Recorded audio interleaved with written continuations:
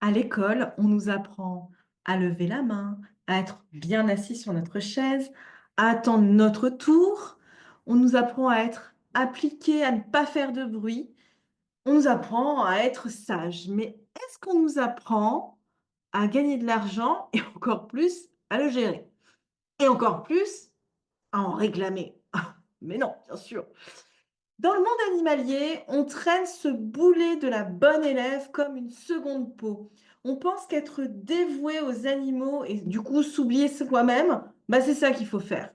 On attend que nos clients nous mettent une bonne note au lieu de piloter un modèle économique qui va nous permettre de vivre et de sauver encore plus d'animaux. Donc aujourd'hui, on va arrêter d'être sage et on va apprendre à être rentable. Parce que la sagesse, elle paye pas tes factures et elle sauve pas plus d'animaux non plus, n'est-ce pas?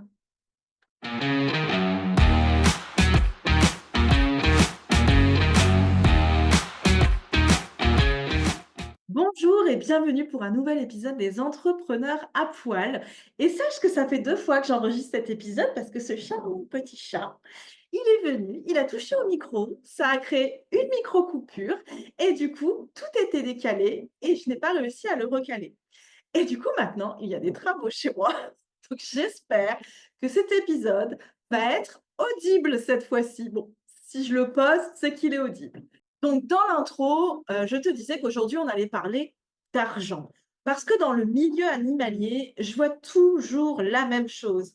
Des professionnels qui sont incroyables, qui sont compétentes, mais qui sont épuisés, qui sont sous-payés. Lui, il a vraiment décidé que je ne ferais pas cet épisode, hein, toi aussi, tu as un conditionnement à retirer? Donc souvent, on me dit: «Oui, les clients, ils essaient toujours de négocier, alors du coup, je ne vais pas encore plus, augmenter mon tarif», ou sinon on me dit aussi, «On me trouve trop cher», et moi, je pose une question: est-ce que le problème, c'est le client, le tarif, ou plutôt ta posture et la solidité de ton entreprise? Parce que si ton entreprise est construite sur du sable, ne t'étonne pas que tes clients essayent de creuser. Eh, ne casse elle est pas trop forte ma punchline? Je suis trop fière, je suis trop fière. Donc je vais volontairement parler au féminin. Déjà parce que dans le monde animalier, on est plus de femmes quand même, faut le dire, mais on traîne tous le même boulet qu'on nous a appris à être sages, mais pas à gagner de l'argent. Donc depuis l'école, on nous valorise quand on suit les règles. C'est très bien. Quand on est appliqué, c'est très bien. Quand on est dévoué, c'est génial. Quand on fait pas de vagues, c'est encore mieux. Et en plus, on est là et on attend une bonne note. Aujourd'hui, c'est quoi? Tu attends la validation de ton client? À la place de ça, apprends à piloter parce que sinon, tu gères ton entreprise comme une bonne élève. Tu travailles dur, presque même beaucoup trop dur, et tu attends que le client, du coup, reconnaisse ta valeur, alors que ta valeur, tu la connais. Tu as peur de faire mal si tu parles, si tu oses parler de stratégie financière. Mais ton entreprise, c'est pas l'école. Personne ne va venir te mettre une bonne note parce que tu t'es sacrifié. Dans la vraie vie, quand tu es trop sage, notamment avec tes tarifs, ton entreprise, elle s'éteint. On nous a appris à suivre. Aujourd'hui, il est temps d'apprendre à diriger. Alors, on pourrait se dire, et c'est exactement ce que je me suis dit quand j'ai préparé cet épisode. Attends, à l'école, les hommes, hein, ils ont suivi la même école que les femmes. Enfin, en tout cas, dans ma génération, peut-être à un moment donné, il y avait école de femmes, école de filles, école de garçons, mais voilà, on va tous à la même école. Et là, c'est plus un problème de société, d'éducation. Heureusement, aujourd'hui, c'est pas du tout comme ça. Moi, je n'élève pas mon fils comme ça, mais c'est vrai qu'un garçon, tu vas plus lui dire: «Prends des risques, sois courageux, va gagner», et à une petite fille, on va lui dire: «Sois prudente, fais attention, sois sage». À un homme, on va plus lui dire, lui faire comprendre, enfin, un petit garçon jusqu'à son évolution que, gagner de l'argent, c'est une preuve de réussite et de protection pour la famille, c'est vachement valorisé. Une femme, elle est surtout dans le soin, et vouloir de l'argent, c'est perçu comme un manque de cœur. Et pour te dire, ma maman, quand elle arrivait en France, donc elle travaillait, elle était pas mariée et elle avait un compte en banque et tout, et donc on parle, des années 70, hein, c'était en 72 je crois. Elle s'est mariée et là, d'un coup, il fallait qu'elle ait une autorisation d'avoir un compte en banque. Voilà, par exemple. De une autorisation de son mari, pardon, j'ai pas précisé. Donc, mmh, voilà, hein, par exemple. Un exemple, hein, c'était il y a pas si longtemps que ça. Et il y a une autre chose, c'est que, on va plus pardonner à un homme qu'à une femme. Le droit à l'erreur. Un homme, on va dire, s'il est ah, il est dur en affaires, hein, celui-là. Une femme va dire: elle est froide, ah, elle est hautaine». Parce que, bah, ouais, elle gère sa thune et elle a aucun problème à assumer ses tarifs. Et bah, tout de suite, elle est hautaine. Tu sais, c'est comme quand, on essaie de te mettre une main au cul dehors et que tu es pas contente, et bah, là, tu es hystérique. Tu vois, c'est un peu le même principe. Donc effectivement, on a eu les mêmes cours de maths, les mêmes cours de français, les mêmes cours, mais les hommes apprennent dans la société, que l'argent est un vecteur de puissance. Cependant, ils ne savent pas forcément le gérer parce qu'on ne leur a pas appris non plus. Une femme, elle, l'argent, ça va plus être, une source, un vecteur de conflit, tu vois? Si on en demande trop, ça va créer des problèmes. Voilà, voilà comment la femme voit l'argent et je suis sûre que même moi, parfois, je vois l'argent comme un conflit. Enfin, alors que le mec, il dit, «C'est 100 balles, c'est tout. Tu me payes 100 balles, voilà». Bon et pas à ce point-là avec les clients, on est quand même, voilà. Donc ça, c'est un constat sociétal. Là, je pose les choses et là, quand on parle du milieu animalier, explosion, parce que là, il y a de l'émotion, il y a du vivant, il y a de l'attachement et il y a énormément de vulnérabilité. Désolée pour ce flou, je ne sais pas ce que ma caméra a là. Donc là, dans le milieu animalier, c'est presque déplacé de parler d'argent. Est-ce qu'on va me juger? Est-ce que là, ça fait trop? Et c'est toutes les questions que tu te poses quand tu fixes ton tarif. Alors que la seule question à te poser, c'est: «De quoi mon entreprise a-t-elle besoin pour tenir?» Parce qu'un prix qui est trop bas, ça crée pas non seulement un manque d'argent, ça crée une espèce de dynamique relationnelle. Plus ton prix est bas, plus bah, sûrement la décision elle sera peut-être plus rapide, on va venir te voir toi et pas quelqu'un d'autre parce que tu es moins cher. Sauf qu'il y aura pas d'engagement, sauf qu'il va beaucoup plus comparer et sauf que du coup, il va sûrement négocier. C'est pour ça en fait. Personne me croit quand je le dis et quand on travaille ça ensemble dans mes accompagnements, c'est: «Ah, mais tu avais trop raison». C'est mon mot préféré ça, quand on me dit: «J'ai trop raison». C'est pas les clients qui sont compliqués, c'est que la relation est construite sur un investissement qui est léger. Le cadre, il n'est pas fort.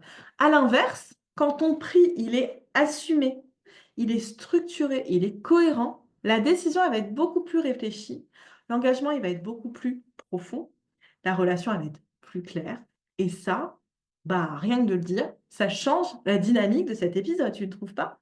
Parce que ton prix qui est assumé, il va créer un filtre naturel. Il va attirer ceux qui respectent ton expertise autant que toi, tu respectes son animal. Et si on sort d'émotion, si tu n'as pas de marge dans ton tarif, tu ne vas pas pouvoir te former, tu ne vas pas pouvoir déléguer, tu ne vas pas pouvoir respirer. Tu vas finir par accepter, heu, une mission, un accompagnement qui va pas du tout être dans tes valeurs ou que tu sens pas. Un client que tu depuis le départ, tu le sens pas, mais tu vas être obligé de l'accepter parce que tu es dans la survie et la survie, c'est la porte ouverte au burn-out. Tu ne peux pas t'occuper des animaux si tu es toi-même en train de te noyer. Donc là, n'arrête pas l'épisode maintenant. Je vais t'expliquer en 3 étapes ce qu'il faut faire. Parce que non, ce n'est pas: «Céline elle a raison, je coupe l'épisode, j'augmente mes tarifs».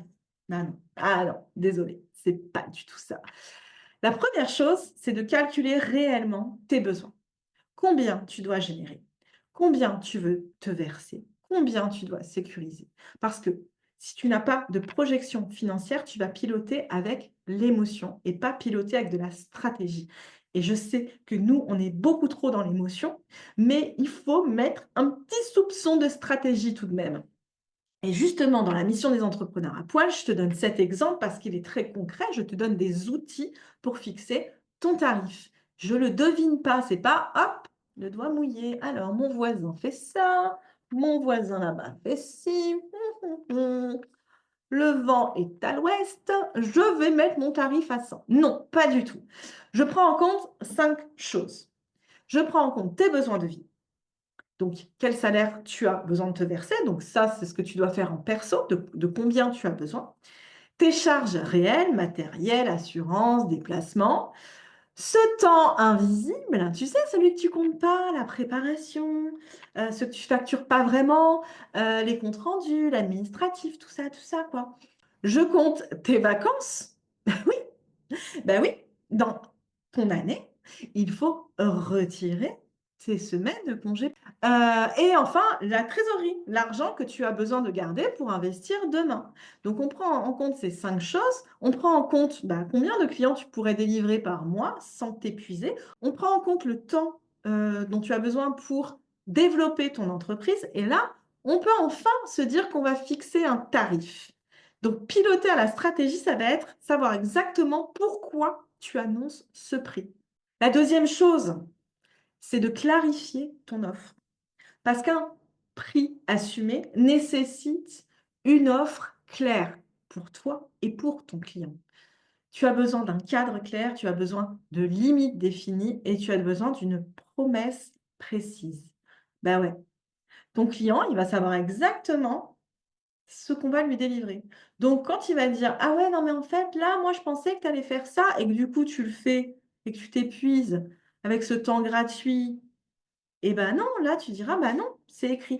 Alors, soit par un contrat, je sais qu'il y en a beaucoup qui sont allergiques au contrat, ça fait trop cadré et tout, mais moi j'ai déjà, signé, des engagements, une feuille à 4. Donc c'est, contrat d'engagement bilatéral, donc moi je m'engage à fournir ça, ça, ça, ça et toi tu t'engages à faire ça, ça, ça, ça, signature. Alors ça va pas être officiel, hein, voilà, il te faudra un contrat si vraiment tu veux, pour les impayés et tout ça, mais déjà ça, essaye. Essaye avec ça et ça peut déjà être très, très bien. Et enfin, la troisième chose qui n'est pas possible sans les 2 premières choses, c'est d'assumer un positionnement. Et là, je veux vraiment être très claire. Ce n'est pas une question de viser des personnes riches, ce n'est pas une question de viser de l'élitisme ou du haut de gamme. Il y a des gens modestes qui respectent ton travail et des gens aisés qui vont te gratter 5 balles tout le temps. Donc le respect, il vient pas du compte en banque de ton client, il vient de ta posture.